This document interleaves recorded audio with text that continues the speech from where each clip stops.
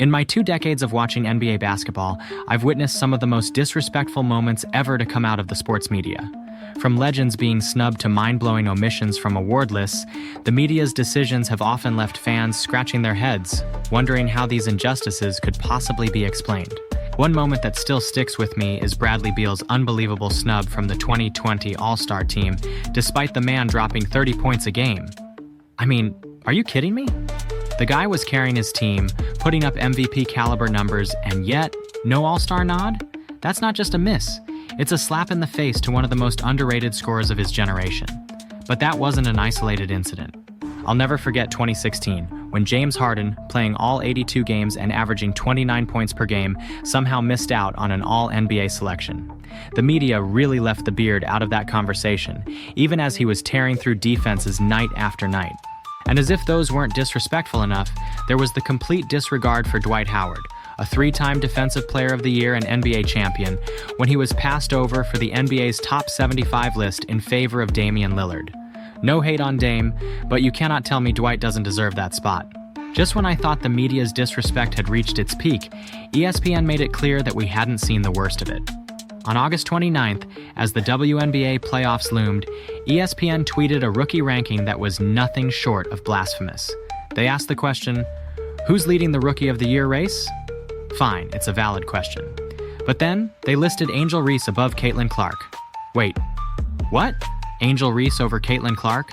After everything Clark has done, dominating in her rookie season? I couldn't believe it. And it wasn't just me.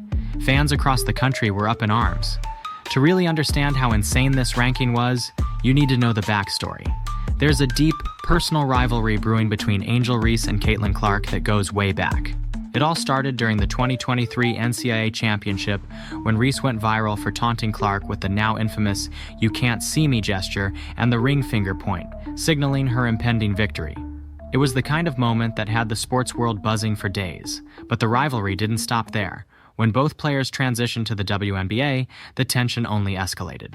Reese took every opportunity to get under Clark's skin. There was even a game where she smacked Clark on the head without a second thought and celebrated afterward while one of her teammates shoved Clark to the ground.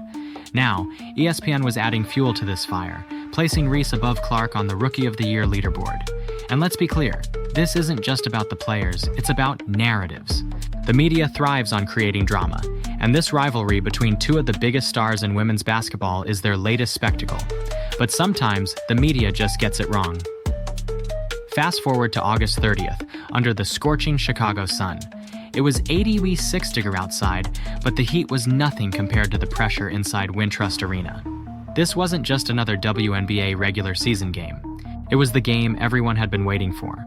The Indiana Fever, led by Caitlin Clark, were up 2-1 in their series against Angel Reese's Chicago Sky. This was their final rookie showdown of the season, and both players knew what was at stake. It was also the first ever Barbie-themed game hosted by the Chicago Sky. Angel Reese, who has earned the nicknames Bayou Barbie and Chi-Town Barbie, leaned into the theme, showing up in full Dennis Rodman mode, striking poses and modeling before the first whistle even blew. It was pure theatrics, and honestly, you could tell she was confident this would be her night. On the other side, Caitlin Clark was all business. No theatrics, no drama, just her usual laser focus. And from the moment the game started, you could see the difference in how the 2 players approached the challenge. Clark came out firing, immediately setting the tone with her sharp shooting and crisp playmaking. Despite the Sky's early hot streak, draining 3 after 3 and pulling ahead 21-09, Clark wasn't rattled. She kept her team in it. And by the end of the first quarter, the Fever had pulled within 3 points. The second quarter was more of the same. Clark was in full command, hitting a deep logo 3 that sent the crowd into a frenzy. The arena was electric, and even Shaquille O'Neal, sitting courtside, looked impressed by what he was seeing. Reese, on the other hand, was struggling. She couldn't find her rhythm, missed open shots, and at one point even committed a crucial travel. The contrast between the 2 couldn't have been more stark.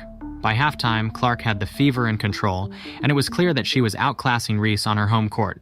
Clark was toying with the defense, knocking down deep threes and even interacting with fans mid-game, asking them if her shots had gone in with a playful smile.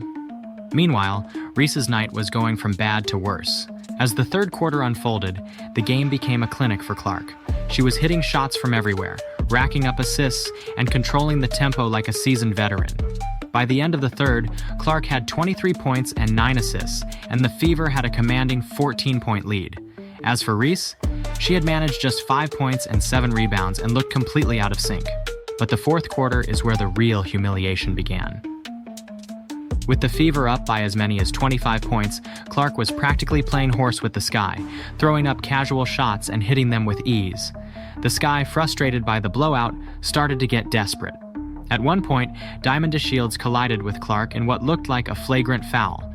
Even Rob Schneider, yes, Deuce Bigelow, jumped into the conversation on social media, calling out the WNBA for not ejecting DeShields immediately. He wasn't wrong. The level of disrespect Clark faced from her opponents was as blatant as it gets.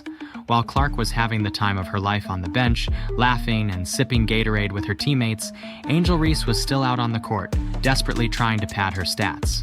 It was honestly comical. Here was ESPN's so-called Rookie of the Year chasing a meaningless double-double in garbage time, while Clark had already locked up the game and was relaxing on the bench. Reese even missed back-to-back free throws in the final minutes, adding insult to injury. By the time the final buzzer sounded, Caitlin Clark had finished with 31 points and 12 assists, while Reese had a forgettable stat line of 10 points and 11 rebounds. But here's the kicker. Reese only managed to hit that double-double after the Fever had cleared their bench. Without those last-minute stats, her final line would have been a miserable 5 points and 9 rebounds on 28% shooting. This is the player ESPN ranked ahead of Clark? Give me a break. Let me be clear. Caitlin Clark let her game do all the talking. She didn't need to taunt, trash talk, or make any flashy gestures.